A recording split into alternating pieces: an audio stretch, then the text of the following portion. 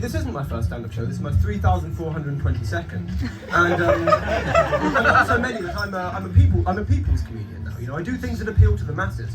I'm not one of these new controversial comedians, you see. I do things that everyone can get behind. So I'll talk you through my routine. I'm going to start off with a few jokes on pirates. We all like pirates, don't we? Give me a cheer if you like pirates.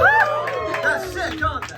Right, and then I'm going to move on to a little bit about Wetherspoons. And we all like Wetherspoons, don't we? Give me a cheer. Wetherspoons. And then we're going to do a little bit on Israel and Palestine. And we all like at least one of those things. Right, into the pirate stuff. Hold on to your arseholes. Now, I know I look like a mid-1700s French king who got lost in a gay club for 2 years. But I was actually, I was born in Penzance, down in Cornwall, best known for the hit Gilbert and Sullivan musical, The Pirates of Penzance. And rightly so, because in the 80s, when Maggie Thatcher closed down the mines, we moved from a mainly tin-based economy to a timber-based economy, both shivered and shiver at home, and naturally the pirates moved in to corner that niche of the market.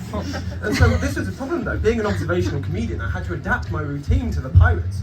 You know, they all like Michael McIntyre, don't they, the pirates? So you have to do a Michael McIntyre routine about piracy, so let's give it a go.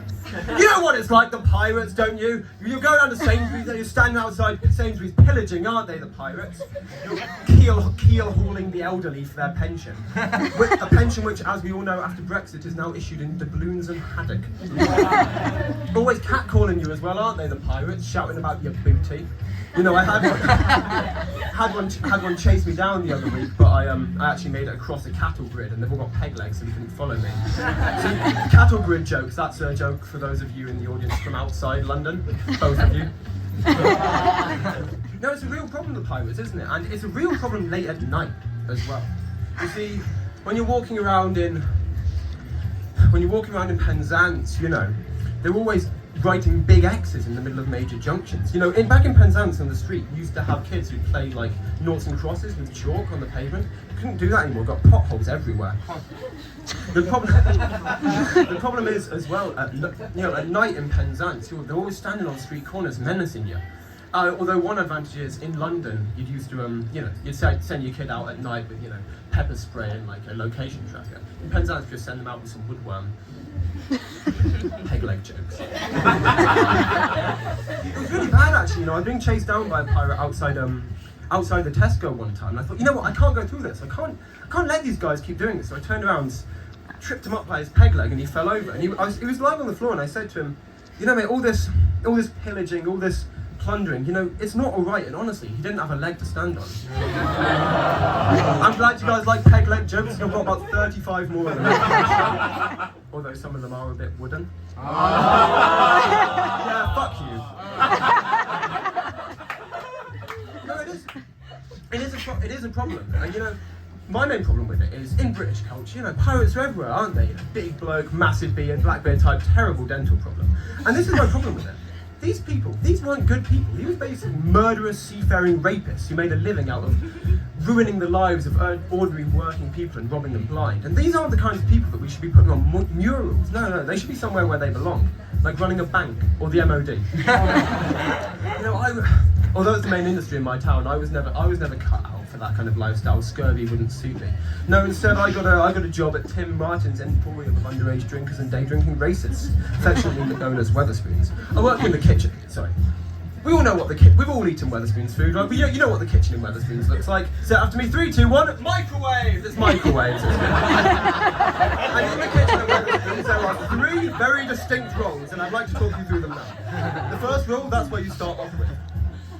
This is the vice assistant microwave technician. Now, this is an uncomplicated role, mainly performed by toddlers, the criminally insane, and particularly brainy Dachshunds. It's these people's jobs to take things in and out of the microwave. For that, they're your fucking man or dog. The second role, you're moving up in the world. You're no longer a simple flesh machine. This is the senior director for microwave maintenance.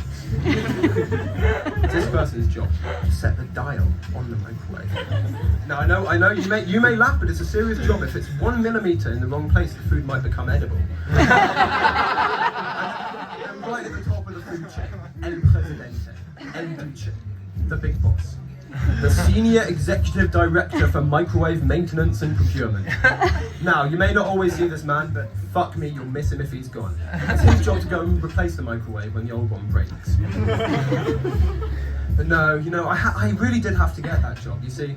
It's very lonely at home. I don't know if you could tell from the everything about me, but I'm an only child. I do see what you're thinking, sir. Wow, the student stand-up, clad in leather with massive hair, didn't get bullied enough as a child. No, I'm an only child, and the problem is with that is that I lose touch with the kids, you know. Like the peak of culture for me was 2019. You remember 2019, you know, when God wasn't dead? And when his cold dead head wasn't resting in our laps and weeping tears of blood. 2019, we all know that. And my main problem with the difference in culture in 2019 and 2023 is the rappers. Now, do you remember 2019? What rappers' names used to be like?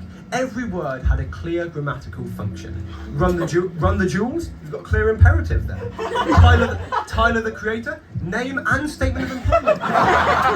You've introduced yourself and skipped some small talk. But you know, no, rappers' names these days are so complicated, aren't they? And to show this off, I've contrived a game show segment. I know what you're thinking again, sir. I can read your fucking mind.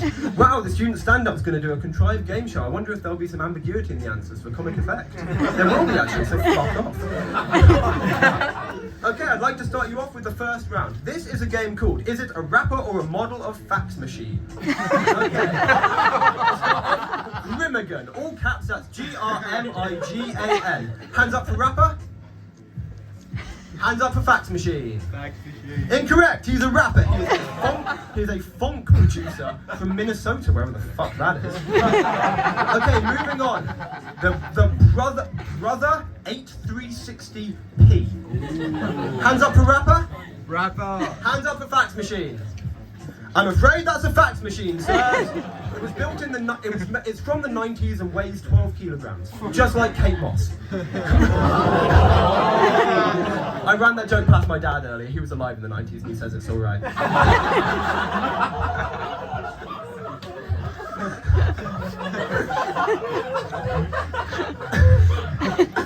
I'm going to close off with another one, and I've got this one written down.